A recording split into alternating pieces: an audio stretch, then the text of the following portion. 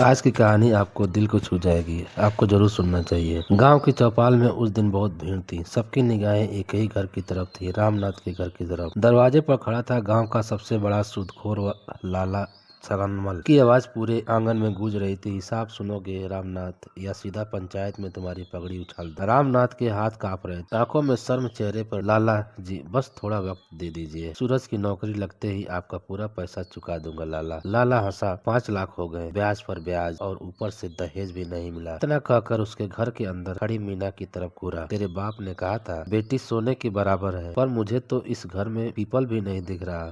ने सूरज से रहा नहीं गया, जबान संभाल कर बात।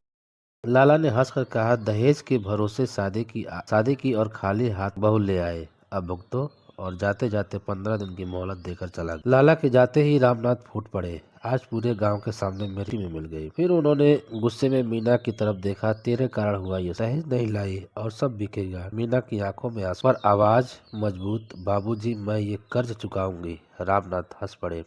तू कैसे लोगों के घर झाड़ू लगाएगी? मीना ने पहली बार सिर उठाकर कहा, मैं पढ़ूंगी आईपीएस। घर में सन्नाटा छा गया। रामनाथ गरज उठे, अगर इस घर की दहलीज पार की तो मेरे लिए मर जाओगी तू। उस रात घर में कोई नहीं सोया, लेकिन सुबह होते ही मीना ने फैसला कर लिया, घर को बचाने के लिए मुझे घर से जाना। जेब में 1500, दिल में सपना, माथे पर बदनामी का कलंक। रामनाथ ने पूरे गाँव में ढिढोरा पीट दिया, मेरी बहू भाग गई। मीना ने सब सुना पर रुकी नहीं। शहर में एक छोटा कमरा, दिन में कम, रात में पढ़ाई। कई दिन ऐसे गुजरे जब उस दिन सिर्फ पानी पीकर रात काटी। एक दिन मकान मालिक ने दरवाजा पीटा, 2 महीने का किराया। आज पैसे नहीं दिए तो सामान बाहर। मीना के पास कुछ नहीं, ने आखिरी निशानी चांदी की बिछिया उतार दी। बस 3 दिन मेरा एग्जाम है। इधर गांव में सब खत्म हो गया। जमीन बिक गई, घर नीलाम। रामनाथ और सूरज झोपड़ी में रहने लगे। रामनाथ हर रात पछताते, मैंने अपने ही लक्ष्मी को घर से निकाल दिया। लेकिन अब बहुत देर हो चुकी थी।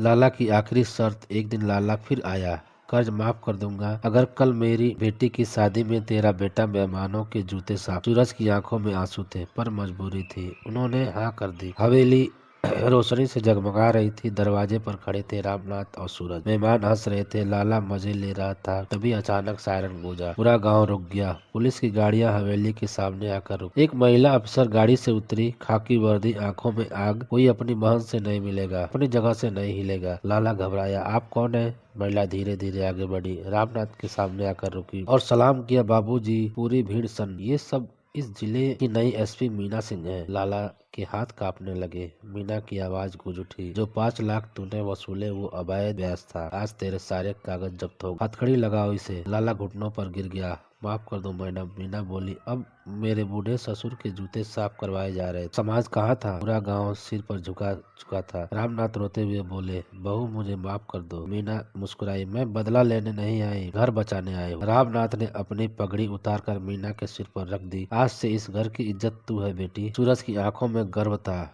गांव की औरतों की आंखों में उम्मीद। और चौपाल में पहली बार किसी ने कहा, दहेज नहीं बेटियां असली दौलत हो। जिस बहू को खोटी चवन्नी कहा गया था, वही पूरे गांव की सबसे कीमती दौलत बन गई। क्योंकि औरत की कीमत दहेज से नहीं, उसके हौसले से तय होती। कृपया कहानी कैसी लगी कमेंट में जरूर बताएं और लाइक सब्सक्राइब जरूर कर दें। धन्यवाद।